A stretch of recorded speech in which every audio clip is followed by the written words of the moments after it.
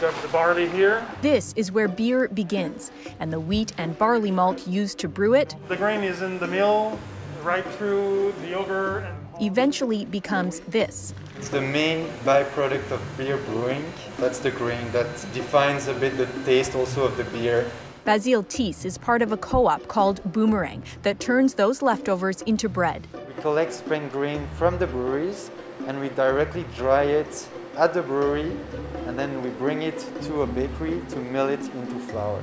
I'm pouring the wet grain into the dryer. The goal is to reduce food waste. In Canada, about half of the food supply is wasted each year. Initiatives like this, where you have people finding creative ways to use their talents and to use waste in new ways, then it is really exciting. It's just one small project, but Alice Irene Whitaker says it shows what could be done on a larger scale through what's called the circular economy.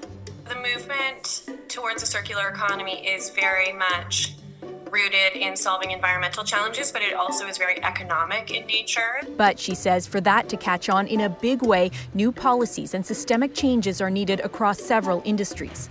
Reducing food waste is part of the Canadian government's first ever food policy released in 2019.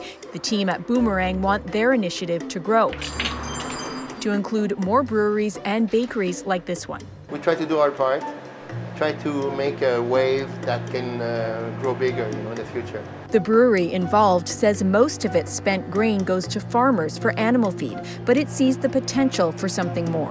The only limit for spent grain like that, it's our imagination. And your customers like it? You love it. And he hopes others will too and keep this cycle going.